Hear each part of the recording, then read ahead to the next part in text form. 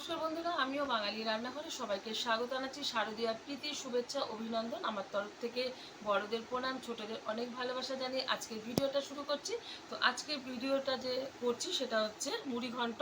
তাহলে চলুন দেখে নেওয়া যাক আজকের রেসিপি। এখানে আমি বড় সাইজের একটা কাতলা মাছের মাথা ভালো করে ধুয়ে পরিষ্কার করে নিয়েছি। এখন কিভাবে এই মুড়ি ঘন্টটা রান্না করব সেটা আপনাদের মাঝখানে শেয়ার করব। মুড়ি ঘন্ট বানাতে যে মশলাটা আমার লাগবে সেটা কিন্তু আগে থেকে করে নিচ্ছি। তাই ওভেনে কড়াই বসিয়ে দিয়ে দিচ্ছি একটা তেজপাতা মাঝখান থেকে ছিঁড়ে, দুটো শুকনো লঙ্কা, ঝালটা যার যার পছন্দ অনুযায়ী ব্যবহার করবেন, দিয়ে দিচ্ছি একটা এলাচ, একটা দারচিনি। এখন ভালোভাবে কিন্তু এটা আমি ভেজে নেব।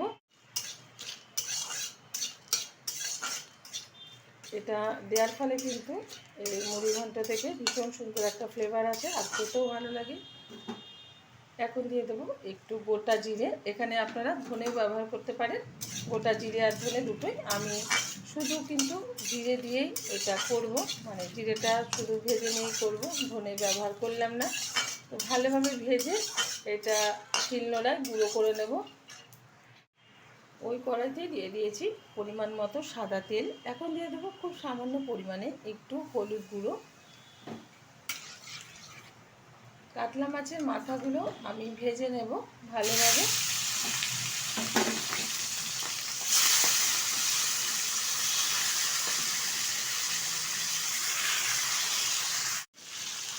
কাতলা মাছের মাথাগুলো একটু উল্টে দিচ্ছি। আর এই মাছের মাথা কিন্তু ভালোভাবে মানে ভেজে নিতে হবে, নাহলে কিন্তু রান্নার পর হালকা ভেজে নিলে রান্নার পর কিন্তু আস্তে গন্ধ বেরিয়ে আসবে, ভালো লাগবে না। তো যখন আপনারা মুড়ি ঘন্টটা বানাবেন অবশ্যই কিন্তু মানে মাছের মাথাটা একটু কড়া করে ভেজে নেবে। উল্টে পাল্টে ভালোভাবে ভেজে নিচ্ছে। মাছের মাথাগুলো কিন্তু সুন্দরভাবে ভাজা হয়ে গেছে, তুলে নিচ্ছি একটা পাত্রে।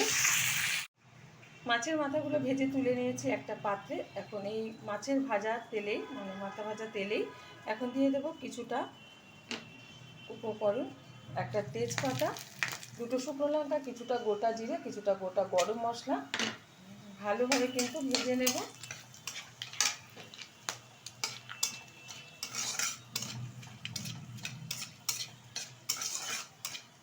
ভালোভাবে কিন্তু একটু ভেজে নিয়েছি। এখন দিয়ে দেবো এর মধ্যে ভিজিয়ে রাখা গোবিন্দভোগ চাল। আমি 10 মিনিট মতো জলে ভিজিয়ে তারপরে কিন্তু একটা ছেঁকনির মাধ্যমে জলটা ঝরিয়ে নিয়েছি। 1.5 থেকে 2 মিনিট মতো কিন্তু এই গোবিন্দভোগ চালটা ভেজে নিতে হবে। বেশি ভাজার দরকার নেই, হালকা একটু ভেজে নিলে কিন্তু হয়ে যাবে। হাই আছে 1 থেকে 1.5 মিনিট মতো বা 2 মিনিট মতো ভাজলেই হয়ে যাবে।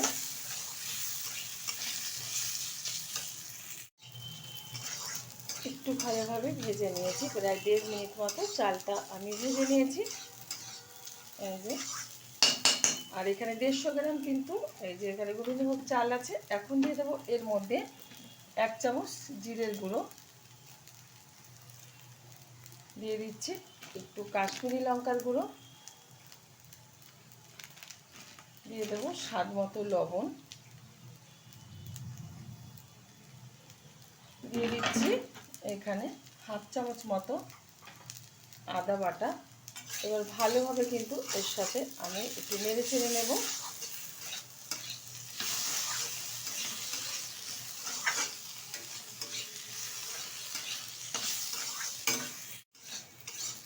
ভালোভাবে কিন্তু নেড়ে চেড়ে নিয়েছি মশলাগুলোর সাথে চালটা।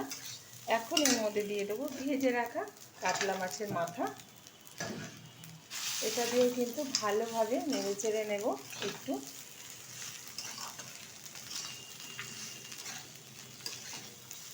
এখন দিয়ে দেবো পরিমাণ মতো জল। এখানে উষ্ণ গরম জল ব্যবহার করলাম।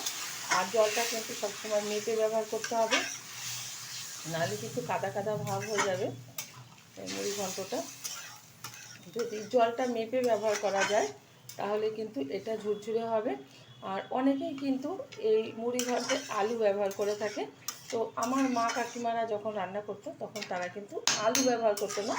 তাদের এই রান্নাটা দেখে আমি আপনাদের মাঝখানে এই রান্নাটা শেয়ার করলাম। আমার এই রেসিপি যদি আপনাদের ভালো লেগে থাকে আপনারা অবশ্যই চ্যানেলটাকে সাবস্ক্রাইব করবেন, লাইক করবেন, শেয়ার করবেন। আর এরকমভাবেই একবার মুড়ি ঘন্ট বানিয়ে খেয়ে দেবেন, আশা করি ভীষণ ভালো লাগবে।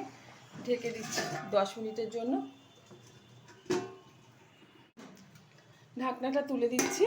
মাঝখানে কিন্তু একটু ঢাকনাটা খুলে আমি নেড়ে দিয়েছিলাম। কতটা সুন্দরভাবে কিন্তু মুড়ি ঘন্টটা ঝরঝরে হয়েছে। মাপ মতো জল না দিলে কিন্তু মুড়ি ঘন্টটা ঝরঝরে হবে না। তো মাপ মতো ঝরঝরে দিয়ে মানে জলটা দিয়েছি বলে মুড়ি ঘন্টটা ঝরঝরে হয়েছে।